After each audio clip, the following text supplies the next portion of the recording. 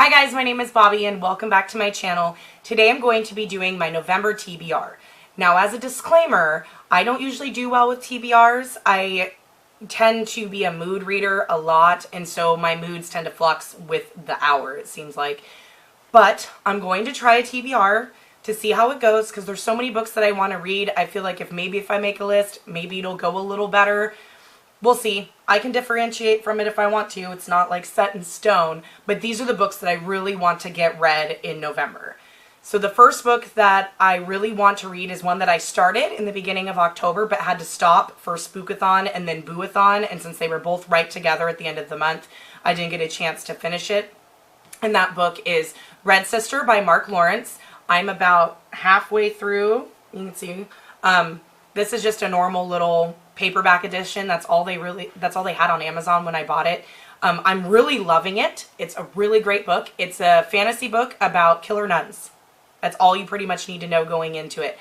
There's a little bit of magic, stuff like that, but it's not super magic heavy like a lot of the other fantasies. But I'm really enjoying it, and I really want to finish it because it was really hard to put it down for Spookathon. So this will be like first on my list to finish in the very beginning of November, hopefully. The next book that I would like to read, or that I have to read in the month of November, is Rose Matter by Stephen King. I'm doing a buddy read of this with Vicky over at Chapter 32. She has never read Rose Matter. I have. It is my favorite Stephen King novel. I've read this book, I think, 3 times. And for Stephen King to read a Stephen King book that many times, it's quite daunting because his books are not small. This one is not one of his huge ones. I mean, this is I don't know if this is called the trade paperback, like the really tall paperback editions, which I actually really love. I enjoy reading these, or these editions. This is 643 pages. So that's not small, but in like Stephen King standards, that's small. But this is a very underrated title of his. You don't hear about Rose Matter very often.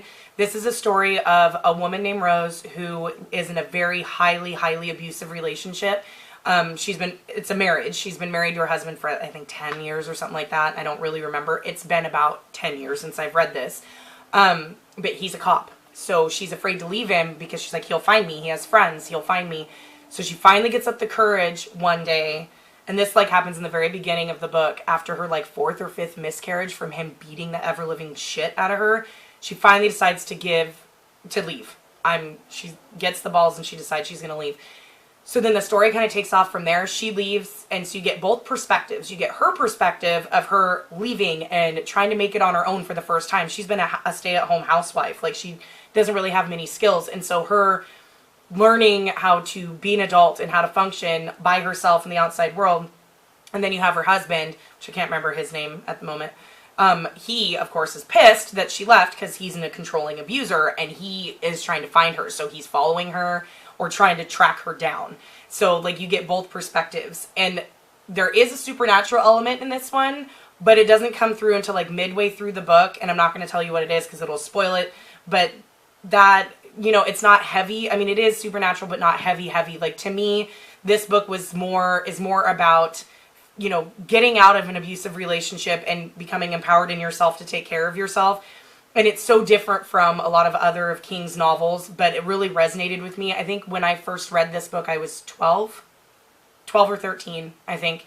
And so I've read it multiple times. It's my favorite. And since Vicky has never read it, I asked her if she wanted to read it because I'm due for a reread and I keep bugging her to read it. And so she agreed, and we're going to buddy read it for the month of November. So this is definitely a must read. I don't know if we'll finish it in November because both of us can kind of be slower readers.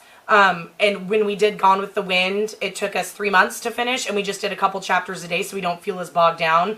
So we'll see how this goes. We may finish it in November. If not, I'm pretty sure we'll probably finish it in December because it's not nearly as big as Gone with the Wind. But yes, this will definitely be read in November, and I'm super excited to reread this one.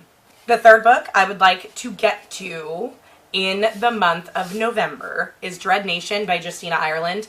I've had Dread Nation for a couple of months. I think it came out at the beginning of this year, maybe the end of last year. It's a young adult historical fiction fantasy that takes place during the Civil War. And after reading Gone with the Wind, I've been kind of in a historical fiction like mood. So, you know, and this takes place right around the Civil War, same as Gone with the Wind, but has zombies. So the whole premise of this story is right around the Gettysburg War, or the Battle of Gettysburg. The Gettysburg War. Oh my gosh. The Battle of Gettysburg. The dead come back to life, and they're zombies. So the war kind of ends up stopping, and what they do is they take anybody of a minority, whether it be black or Latino or anything like that, any kind of minority, which just mostly focuses on African Americans because it's right around the time of slavery, obviously. They are charged to get rid of or protect the rich white people from these zombies. So the main character, Jane, she is a young teenager, I think like 16 or 17, and so she goes to a special school to train to protect, be like a bodyguard for rich white people to protect them against the zombies. So I guess from what I understand, like there is zombies and stuff in it, but that's not the main focus. It's very political as well. But I've heard nothing but good things about this book, and I really want to read it because zombies in the Civil War, like, why not? Not to mention, the main character is a person of color, and the author is also a person of color, and female. So this is something I really would like to get to, because I've been putting it off way too long. The next two books that I'm going to talk about are part of my Richard Lehman read-along. So if you have not seen my Richard Lehman read-along video announcement, I will link that down below. But I am trying to read all of Richard Lehman's books in publication order. And he is a very underrated horror author, in my opinion. Not many people talk about him or have even heard of him. So the first book I'm going to read of his is called The Cellar. And that will be the first one. I'm going to try to read at least 2 of his a month. That's my goal. All of his books or his standalone horror novels, at least most of like the 35 or 40 he's written, are free on Kindle Unlimited. And they have been for a couple of months. So that's how I'm going to read them, is on ebook.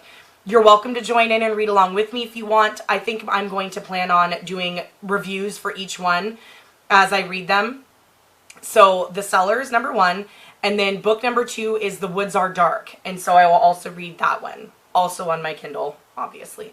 So I want to get to those 2 to start off my Richard Lehman read-along. The next book that I want to get to in the month of November is a library book because, you know, I already filmed my November TBR a couple of days ago. And then, of course, I was sitting at home bored after filming and I decided, why don't I go to the library? I need to renew my library card anyways. So what do? I check out 5 books after I'd already set and filmed my November TBR because I have no self-control. So anyways, I'm going to put 2 of them on this TBR. I don't know if I'll get to the other ones. Like, one of them that I checked out was The Stand by Stephen King. Or no, not The Stand, Salem's Lot. Because that's one of Stephen King's I have not read, and that's a huge chunker. That's going to be one I read over multiple months.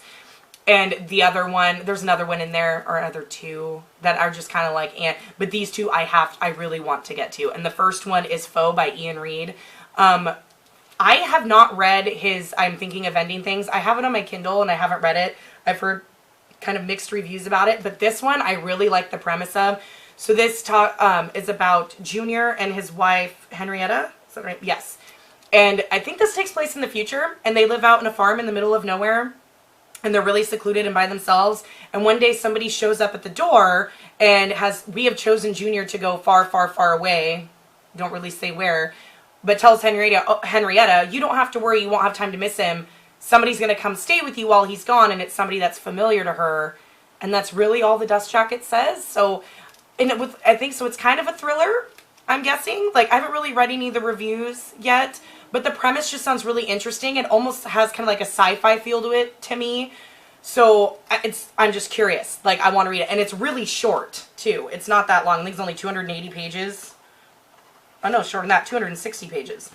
So this one I could easily breeze through in a sitting if I wanted to. So I really want to get to this one and actually try out Ian Reid. Like, I hope I like it. We'll see. But this one is one that I've been looking forward to. I've had it on my TBR since it was, I think, a couple months ago when the release date was announced. And then the last book that I really want to get to, and I had a hold on it in my library and it came in, so I need to get to it because I don't know if there's going to be any other holds, is Lifelike by Jay Kristoff. This is a young adult science fiction novel. Jay Kristoff is my king now. After reading the 2 Nevernight books, still waiting on number 3 next September.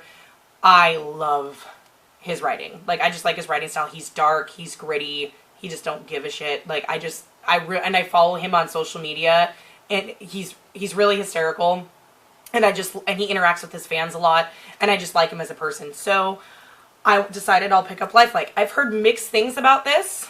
I think Maddie over the Book Pusher absolutely loved it, but then there was another booktuber I follow, I can't remember who it was, who really didn't enjoy it, but I want to try it out for myself.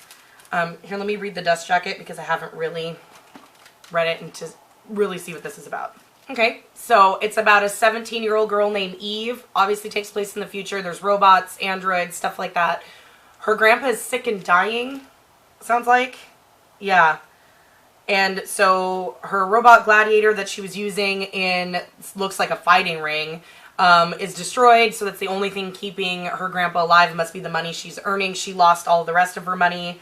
And then she finds out she has telekinetic powers or psychic powers of some kind.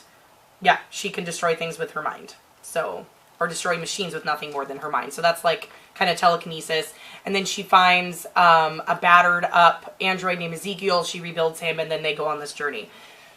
So I'm kind of curious. I'm kind of curious also about like the cover with the honeycomb hexagon. Like, I'm assuming that has something to do with it. Like, Jay Kristoff is really careful with his covers and stuff like that. Like his Nevernight covers, if you look, you can see little clues and hints. So I'm curious to see. So when I saw my library had it, I put a hold on it, and so I'll have to definitely read this one. Hopefully I like it. I'm not usually a big, huge sci-fi person. I'm currently reading Illuminae, and I'm liking that one so far, but we'll see. Okay, guys, that's it. That's my November TBR. Ooh! Well, maybe not. Okay, guys, that's it. This is my November TBR. Please let me know down in the comments if you've read any of these books. I'm curious to know what you guys thought of them. Please like and subscribe, all the good stuff, and I'll see you guys later. Bye.